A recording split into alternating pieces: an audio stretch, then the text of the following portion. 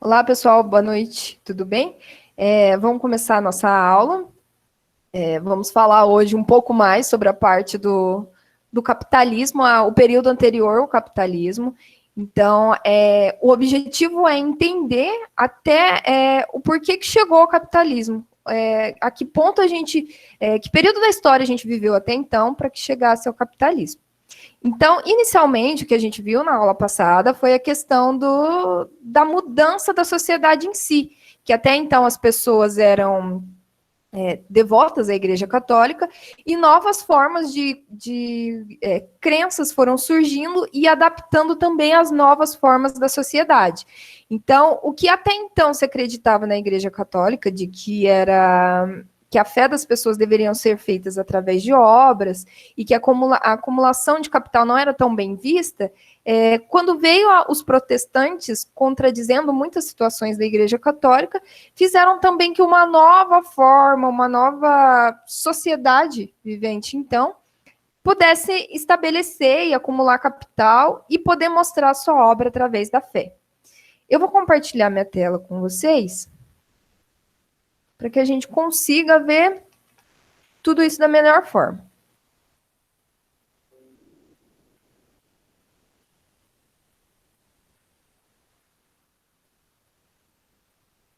Certo? Então, a gente vai ver os primórdios da teoria clássica na geração de preços e lucros. Por quê? Porque até então a gente não tinha estudado essa parte de preços e lucros. A gente não tinha visto como era formado os preços e lucros, e a gente vai ver os fisiocratas como reformadores sociais, ou seja, dentro dessa nova análise de preços e lucro que os capitalistas estavam vivendo, nós vamos ver a forma que era vivido tudo isso então, ok? Vamos lá, hoje tá difícil gravar aqui, mas ainda vai sair. Então vamos lá, nossa aula 5, ok? Então vamos lá. Então, no final do século XVIII, principalmente na Inglaterra antiga, começa a dar sinais claros de renascimento. Então, passa-se a dar cada vez mais ênfase aos custos de produção, particularmente na indústria. Ou seja, então até então a gente via que se produziam os produtos, que os capitalistas detinham o capital, mas a gente não conseguiu analisar uma teoria correta de como esse preço era fabricado, os preços e os lucros eram praticados naquele momento da economia. Então, com a criação de uma mão de obra livre, que quer dizer o quê? Um número substancial de produtores que não podiam ter controle algum sobre os meios de produção necessários e que eram obrigados a vender sua força de trabalho para sobreviver. Foi se tornando cada vez mais claro que o controle sobre esses produtores era a chave para a obtenção de lucro. Ou seja, naquele momento, por mais que existia uma indústria, uma base produtiva que estivesse disponível ali para eles, ainda a mão de obra trabalhador era um insumo que mais geraria lucro, correto? Então, eles necessitavam de mais pessoas, de mão de obra ativa, para que eles tivessem cada vez mais lucro, porque só assim eles iam produzir cada vez mais. Então, só se pode acumular um tesouro suficiente com o trabalho das pessoas, ou seja, as pessoas são a principal mercadoria desses capitalistas, desses geradores de produto. Então, era a mercadoria mais básica e mais preciosa, da qual poderiam ser obtidos todos os tipos de produtos industrializados. Construção de navios, geração de riquezas, conquistas e domínio sólido. Ou seja, eles começaram a perceber que realmente, que com as pessoas, com a mão de obra, eles conseguiam cada vez ter um domínio maior. Então, a indústria capitalista começou a gerar aumentos substanciais da produtividade de trabalho. O aumento da divisão do trabalho, pela qual diferentes trabalhadores se especializavam apenas em uma ou poucas tarefas, os pensadores econômicos do início do século XVIII começaram a identificar dois princípios distintos e importantes que norteavam esse aumento da produtividade. Então, eles começaram a perceber que a produtividade que ia aumentando de acordo com a mão de obra trabalhada foi através do aumento da divisão do trabalho. Então, a gente vai ver os principais pontos que ajudaram e que nortearam esse aumento da divisão do trabalho. Primeiramente, viram que os recursos naturais só se transformavam em mercadorias com valor de troca depois do trabalhador ter transformado ele em algum produto de uso. Então, não adiantava nada eu ter produtos naturais, vamos se dizer que eu tinha matéria-prima, mas ela não era transformada em nada. Então, isso só ia ter um valor de uso quando aplicasse trabalho, certo? Então, dentro dos meus fatores de produção disponíveis do capitalistas, era necessária mão de obra, era necessária aplicação de trabalho para que se gerasse lucro. Em segundo lugar, com o aumento da especialização e da divisão do trabalho, ficou claro que uma troca de mercadorias poderia ser vista como uma troca dos diferentes trabalhos especializados e incorporados nessas mercadorias. Então, por mais que houvesse a troca de mercadorias dentro dessa divisão do trabalho e dentro dessa especialização, ele tinha que ter algum valor agregado em si. Se ele não tivesse esse valor agregado com a mão de obra, né, agregando alguma parte da mão de obra, ele também não teria tanto valor. Perdão.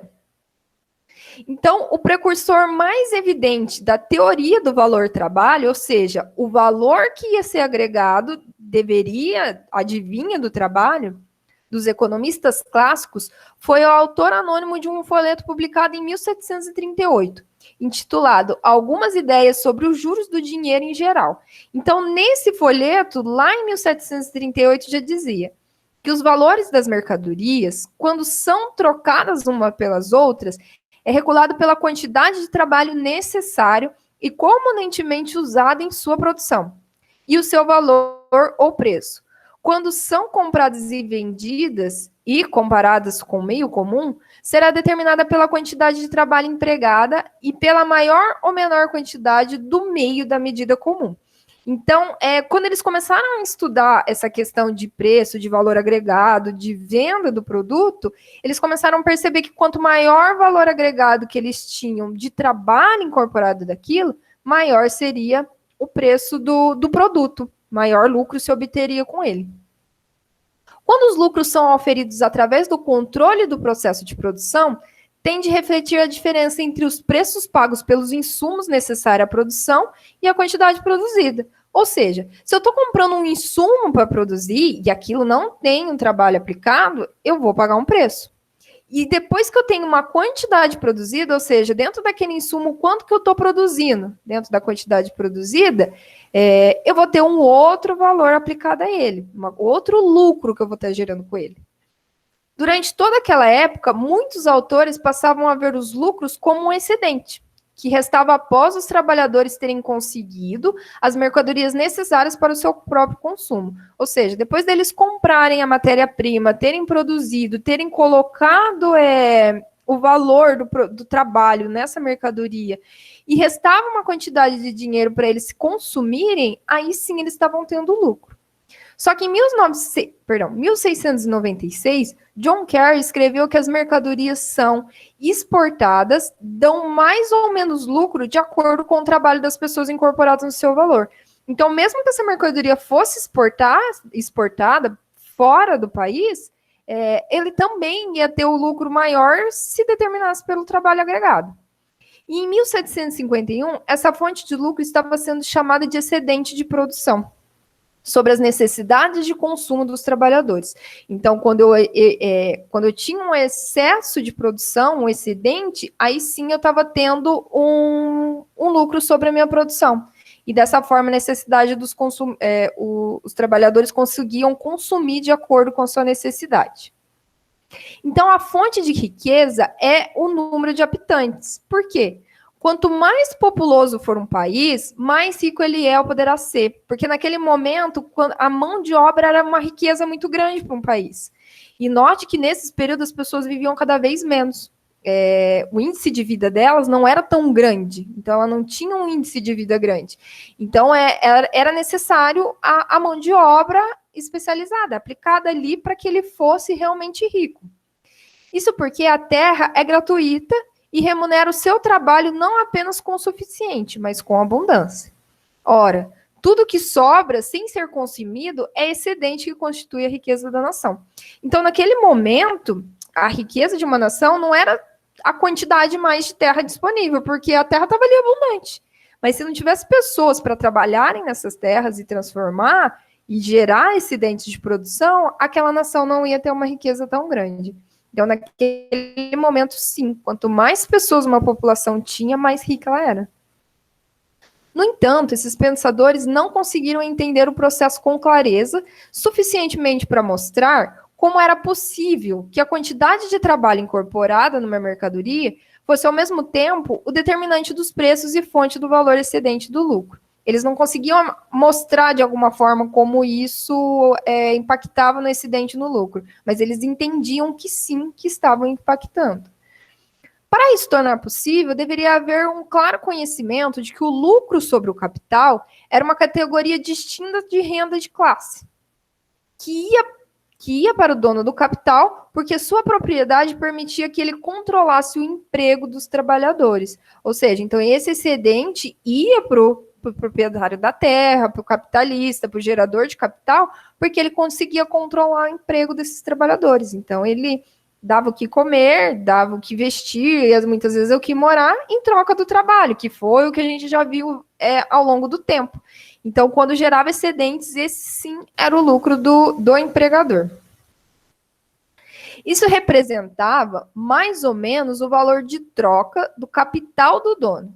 Ronald Meek, eminente historiador das ideias econômicas, chegou à seguinte conclusão: o lucro sobre o capital e as classes sociais que passavam a oferir rendas desse tipo eram, obviamente, o produto final de vários séculos de desenvolvimento econômico.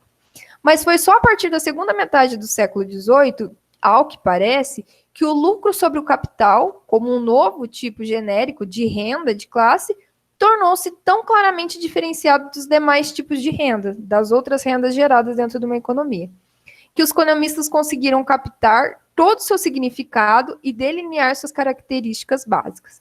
Então, isso foi acabando determinado como uma forma de renda gerada dentro de uma economia, certo? Então, esse excedente, esse lucro sobre o capital, era uma renda gerada dentro da economia. E em 1776, Adam Smith publicou sua famosa obra Riqueza das Nações. Então, acho que essa para a gente que está introduzindo essa parte de história do pensamento econômico, se vocês tiverem um tempinho, eu vou até colocar eu vou tentar mandar para vocês, ou colocar lá no Dropbox para vocês acessarem. Esse livro, ou um resuminho deles, é muito importante para a gente entender essa parte inicial na geração de preço, de lucro, da formação do trabalho. Então, a Riqueza das Nações, ela aparece claramente essa questão da divisão do trabalho, da forma que ele é empregado e como isso foi evoluindo. Então, ela foi a primeira análise sistemática e ampla sobre o capitalismo, em que essa maneira de entender o lucro sobre o capital foi plenamente elaborada. Então, note-se que a gente está cada vez mais próximo do que se chamava de capitalismo, dessa situação capitalista. Por quê? Começou a perceber que era necessário o trabalho de pessoas para eu gerar lucro e capital. Nas aulas passadas, a gente começou a perceber que várias pessoas que não eram detentoras do capital queriam deter o capital, ou se essas que detinham pouco, faziam de tudo para que esse capital fosse multiplicado e ela crescesse junto, que não tivesse aquela divisão de classes claramente estipuladas. Tanto que a gente viu, igual eu comentei no início da aula, que o protestantismo trouxe novas ideias libertárias, que as pessoas conseguiam se libertar daquela ideia de que ela nunca poderia crescer, mas que sim, ela tinha capacidade disso e que isso era uma coisa boa perante a Deus, que eram as coisas que eles temiam. Então, essa percepção de análise de lucro, da divisão do trabalho, de que o trabalho aplicado na mercadoria gera lucro e gera valor sobre o produto, começou a ser percebido nessa época. E esse livro do Adam Smith mostra muito bem essa questão de divisão do trabalho. Tanto que ele começa o livro explicando um alfinete, que, por exemplo, que um artesão, para fazer um alfinete, ele tinha que sozinho desentortar o ferro, fazer a cabeça do alfinete, afiar a ponta, e que num dia ele conseguia produzir, por exemplo, 50 alfinetes. Eu não vou lembrar exatamente o que dizia no livro, mas uns 50 alfinetes. Mas se ele especializasse o trabalho, colocasse várias pessoas trabalhando, no qual uma só esticasse o ferro, outra só afiasse a ponta e outra só colocasse a cabeça do alfinete, ele produzia, por exemplo, 100 alfinetes no dia. Então, essa percepção de que o lucro aumentaria com a quantidade de pessoas e com a especialização do trabalho se iniciou nesse período. Então, em 1776... Opa, acho que voltei aqui. Então, antes de examinarmos as ideias de Adam Smith, é preciso que a gente faça uma breve resumo das ideias dos fisiocratas. Então, a gente precisa entender como essa escola francesa estudou essa parte da economia, antes da gente chegar em Adam Smith, que a gente vai estudar cada pensador separadinho, ok? Então, essa escola francesa de economistas do século XVIII, cujas obras iriam exercer influência considerável sobre o desenvolvimento subsequente das doutrinas econômicas. Então, antes que a gente entre em cada pensador que estudou cada período que vai ser proveniente dessa análise que nós estamos fazendo, a gente vai inicialmente estudar as ideias dos fisiocratas para a gente poder entender todos os outros, ok? Então, vamos lá. Os fisiocratas como reformadores sociais. Então, os fisiocratas eram um grupo de reformadores sociais franceses, discípulos dos intelectuais de François Quesnay, de 1694 a 774. Então, quase todas as ideias dos fisiocratas se originavam diretamente da obra de Quesnay, que é o Tableau économique. Então, sua influência imediata sobre os assuntos econômicos e políticos franceses durou cerca de 2 décadas e terminou quando seu membro politicamente mais influente, N. Robert Jacques Turgot, perdeu seu cargo de controlador geral de finanças em 1776. Então, os fisiocratas estavam interessados em reformar a França, que estava passando por desordens econômicas e sociais, causadas principalmente por uma combinação heterogênea de muitas das piores características do feudalismo e do capitalismo comercial. Quando surgiram os fisiocratas, eles começaram a perceber que a sociedade da França estava tendo um impacto de ideias, porque eles estavam no meio do caminho entre o feudalismo e o capitalismo comercial. Então, nesse período, quando os fisiocratas começaram a estudar essas ideias que geraram de Quesnay, eles queriam realmente fazer uma reforma na França para que o capitalismo não se inserisse, mas que a França se desenvolvesse. Então, a tributação nesse período era desordenada, ineficiente, opressiva e injusta. Então, eles começaram a perceber que era muito tributado e não se recebia muito em troca disso. A agricultura ainda usava tecnologia feudal, feita em pequena escala, ineficiente, e continuava sendo uma fonte de poder feudal, que inibia o avanço do capitalismo. A gente viu isso em outras aulas também, que a evolução de algumas tecnologias, de várias delas, acabaram culminando no capitalismo. Por quê? Porque os detentores dos capitais, quando conseguiam produzir mais com essas tecnologias, e com o aumento da produção, eles conseguiam cada vez mais riquezas, avançar o capitalismo. Então, se naquele momento a França ainda estava ineficiente nesse passo a ser tomado, o avanço do capitalismo estava sendo impedido. O governo era responsável por um emaranhado extraordinariamente complexo de tarifas, restrições, subsídios e privilégios na área da indústria e comércio. Então, além de não ter uma tecnologia muito avançada, nesse período o governo ele privilegiava algumas áreas da indústria se desenvolver, e que não era muito, e restringia outras, tarifando, dificultando o acesso e o aumento dessas outras áreas. O resultado disso foi o caos social e econômico que culminou com a Revolução Francesa. Então, precisava-se sim ter um impacto ali, uma reforma social dentro da França, para que se entendesse que essa forma de capitalismo, esse avanço do capitalismo. E outro ponto, que o governo também, que era responsável por o desenvolvimento, ali estava empacando tudo aquilo, precisava ter uma reforma. Então, os fisiocratas achavam que as sociedades eram governadas pela lei natural e que os problemas da França eram devidos à incapacidade de seus dirigentes. Compreenderam essa lei natural e ordenaram a produção e o comércio com ela. Então, Quesnay formulou um modelo simples de como a sociedade deveria ser estruturada. Então, de forma simples, ele colocou em seu estudo que ela devia refletir a lei natural. E com base nesse modelo, os fisiocratas advogam a reforma política. Então, eles aboliram as guildas e removeram todas as tarifas, impostos, subsídios, restrições e regulamentações existentes que prejudicassem a indústria e o comércio. Então, a ideia deles era o quê? Facilitar o desenvolvimento da indústria e comércio, fazer com que esses pontos crescessem. Então, eles tirou todas as tarifas e problemas e restrições que impediam o crescimento desse setor, para que ele realmente conseguisse crescer de forma natural, de uma lei natural e com o desenvolvimento do país. Então, eles propuseram a substituição da agricultura em pequena escala e ineficiente, que era vigente até então, pela agricultura capitalista em grande escala, ou seja, colocar pessoas para trabalhar, dividir o trabalho, cada um ser especialista num trabalho e conseguir produzir cada vez em maior escala.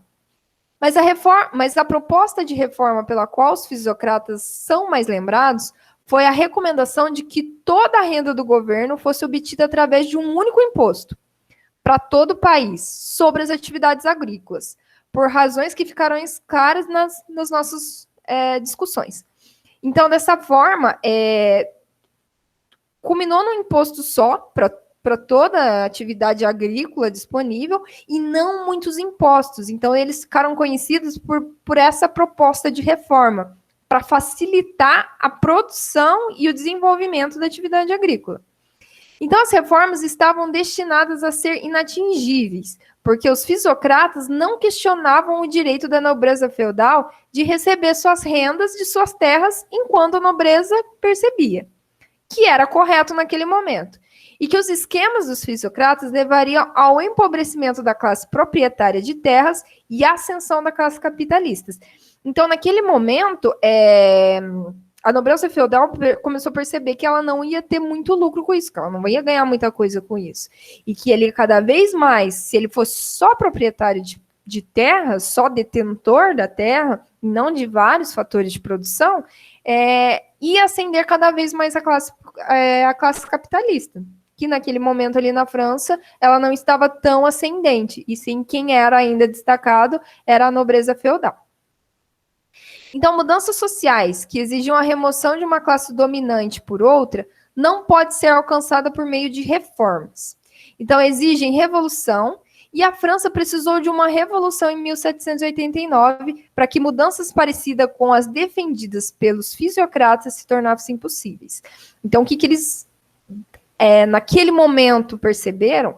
Que essa mudança não ia ser tão simples assim, que eles iam chegar, ia fazer essa proposta e ia ter essa remoção. Não. Que por isso que foi necessária a Revolução Francesa, porque a classe dominante não quer sair da dominância, ela quer continuar sendo dominante e não quer sair de lá. Então, se aqueles que dominam possuem o capital e detêm mais o capital, dificilmente ele vai querer sair dessa situação e as pessoas que estão abaixo dele vai conseguir sair dela facilmente. Então, portanto, a influência dos fisiocratas foi basicamente intelectual e não política. Então, eles iam com ideias para mudar, mas eles não partiam para a área política vamos dizer, da mudança, da revolução. Então, algumas ideias expressas no trabalho de Quesnay iriam tornar-se, depois de muito tempo, muito importantes para a literatura econômica. Por quê? Porque as ideias deles realmente não partiam para a área política, e sim para a melhora do desenvolvimento econômico realmente, para produzir cada vez mais e gerar capitais para dentro de um determinado país. Então, o trabalho de Quesnay é basicamente um modelo de uma economia. Então, ele estudou uma economia e elaborou um modelo, não que ele estudou uma economia, através da vivência dele e da percepção, ele fez um modelo de economia que para ele seria o correto. Então, o modelo mostra os processos de produção, circulação da moeda e das mercadorias e a forma de distribuição de renda. Então, o modelo pressupõe que a produção ocorre em ciclos anuais e que tudo que é produzido em um ano é consumido dentro daquele ano. Então, ele fez um modelo onde ele consegue produzir, como era a agricultura, ele dividiu em ciclos, né, da agricultura, que são produzidos ao longo do ano, e que aquilo também seria consumido dentro do próprio ano. Ou ele ia se transformar nos insumos necessários para a produção do ano seguinte. Por exemplo, eu consegui produzir dentro daquele ano uma quantidade de soja, de milho, de trigo, as culturas de diferentes períodos, e houve um excedente. Então, aquilo vai ser insumo para que no próximo ano eu consiga produzir cada vez mais. O centro de atenção é a agricultura. Por exemplo, em um determinado ano, o setor agrícola produziu 5 bilhões. O setor industrial produziu 1 bilhão. O produto bruto, no caso, 6 bilhões. 1 bilhão vai imediatamente para substituir o ativo durável usado pela agricultura na produção. Ou seja, eles pegam 1 milhão do que é gerado dentro da economia, certo? Então, se gerou 6 bilhões, 1 milhão vai diretamente para o ativo durável, ou seja, fica com uma poupança para que, caso ocorra alguma coisa, tenha essa poupança separada. Dessa forma, vai ficar 5 milhões líquidos dentro da economia.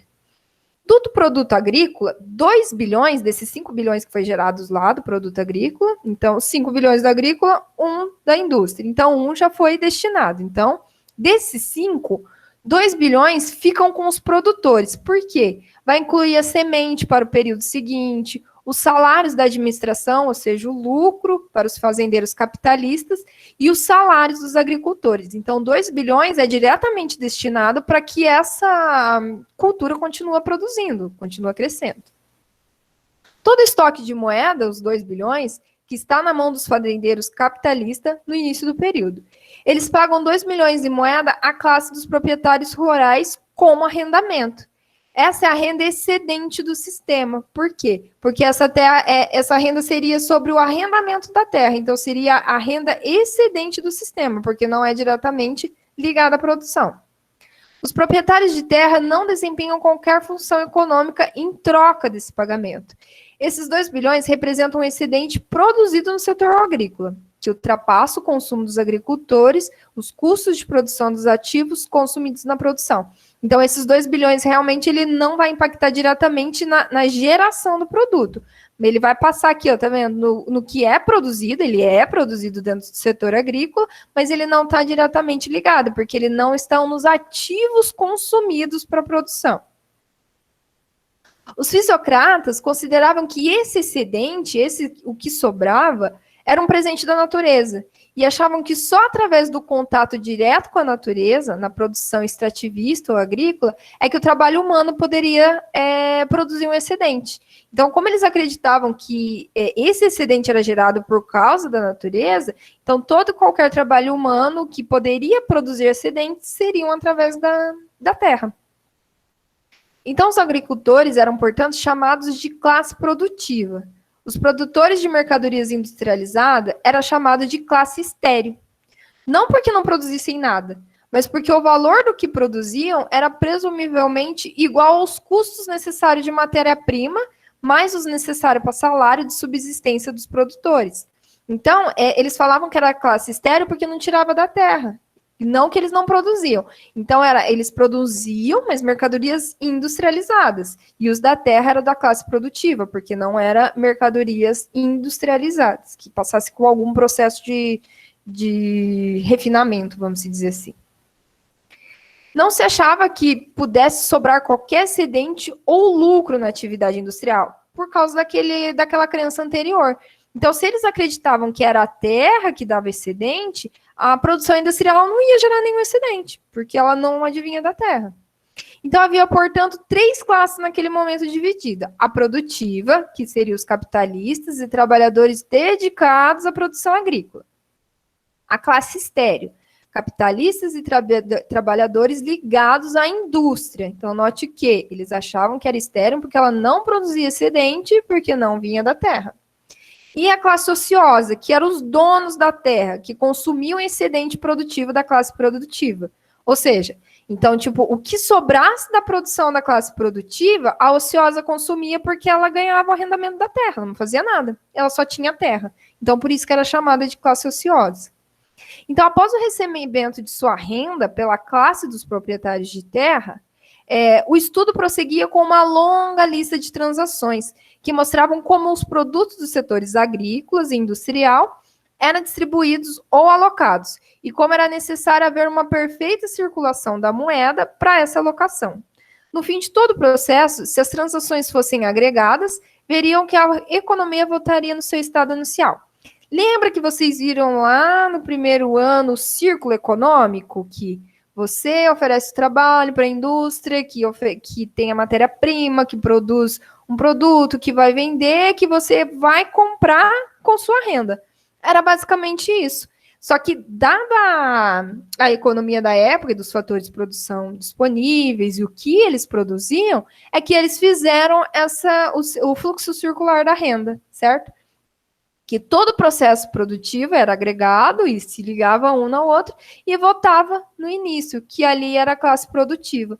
Então, a classe produtiva gerava produtos da terra, que passava para a classe estéril, que refinava, que industrializava esse produto, e era necessária a classe ociosa que arrendava as terras. Então, após fazer todo esse círculo, além da renda, da venda do produto, dos impostos gerados para o governo, a economia voltaria para o seu estado inicial. Então, já naquela época, eles tinham essa noção de desenvolvimento econômico e de como circularia a economia. Então, as ideias econômicas de Quesnay mostram que em cada período o setor industrial reproduzia o mesmo valor que tivesse usado de insumo. Então, matérias-primas e o consumo de subsistência do setor agrícola. O setor agrícola reproduzia o valor de seus insumos, que daí seriam as sementes, os ativos agrícolas duráveis, e um valor excedente ainda de 2 bilhões, que era apropriado pela classe dos proprietários de terra e consumido como uma forma de produtos agrícolas e produtos industrializados. Então, eles começaram a perceber que o setor agrícola, naquele momento, ele conseguia, além de cobrir os seus custos, ainda gerar um excedente de 2 bilhões, o que a indústria, naquele momento, não estava fazendo. E que quem consumia esses 2 bilhões, que eram apropriados pela classe de arrendadores de terra, eles também consumiam os produtos agrícolas ou os produtos industrializados. Então, que são os consumidores daquilo que era produzido. E esse modelo vai ilustrar o fato de que 2 setores de produção são interdependentes e que o produto de cada um deles é um insumo necessário do outro. Então, para que a indústria existisse, ela precisa de uma matéria-prima que foi produzida por um outro setor. No modelo também ilustra o fato que a alocação de insumos e produtos requer a circulação contínua de moeda. Então, é necessário que haja circulação de moeda para que exista a alocação desses insumos e para que esses produtos circulem e sejam produzidos. Então, os fisiocratas se anteciparam ao Thomas Malthus, Karl Marx e Keynes e muitos outros economistas que vieram depois e mostraram como o entesouramento da moeda ou a criação de pontos de estrangulamento ou desequilíbrios no processo de circulação monetária poderiam atrapalhar a alocação de insumos e de produtos provocados por crises ou depressões econômicas. Então, eu vi, antes de dar aula para vocês, eu estava falando com o pessoal do 4º ano de economia monetária, e claramente a gente consegue perceber isso, que para que a economia circule, para que a velocidade da moeda circule dentro da economia, é necessário que tenha, sim, os fatores de produção aplicados em cada setor, e que cada setor são interrelacionados. A gente sabe que os fatores de produção, eles nunca são 100% empregados, então não há um emprego de fatores de produção 100%, então a gente vai ver desempregos do fatores de produção. E isso gera pontos de estrangulamento, porque se eu não tenho fatores de produção 100% empregados em algum setor, ele vai atrapalhar o outro setor, que eles são encadeados. Então, há problemas de pontos de estrangulamento, porque há setores muito bem empregados e outros setores não tão empregados, e desequilíbrios na oferta, no processo de circulação monetária. Por quê? Porque se tem algum setor que não está com seus fatores de produção 100% empregados, ele não está gerando moeda. Então, se ele não está gerando moeda, eu vou ter uma queda de demanda por moeda, que vai impactar diretamente em como eu vou estar alocando meus insumos e a forma que eu vou estar produzindo. E isso pode causar crises, depressões econômicas, fatores que a gente vai acabar vendo em outros períodos. Deixa eu voltar aqui para vocês, certo? Então, pessoal, note que nesse período, após a gente perceber tantas mudanças na economia da época, da Europa, que era o ambiente, eu acho que mais apresentava esse desenvolvimento econômico, foi basicamente entender que o processo de produção, quando há pessoas envolvidas nele, pessoas trabalhando nesse processo de produção, eu vou ter um valor agregado maior no meu produto. E que se eu tiver a divisão do trabalho desse produto, eu também vou começar a notar que eu vou estar aumentando a produção. E outros fatores. Os fisiocratas começaram a perceber também que uma economia baseada agrícola que conseguia aumentar os seus fatores de produção, ou seja, quando ele conseguia empregar os fatores de produção e gerar excedentes, também melhoraria a economia. E outros pontos muito importantes.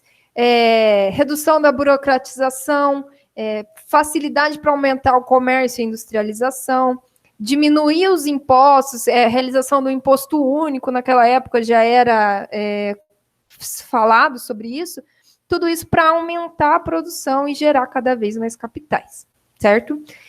Na próxima aula a gente vai dar continuidade sobre esse tema. Se vocês tiverem alguma dúvida, qualquer coisa, podem me procurar, eu estou disponível, se vocês precisarem, e a gente vai discutindo cada vez mais sobre o desenvolvimento realmente da economia, ok? Eu vou parar aqui e até breve, pessoal. Muito obrigada.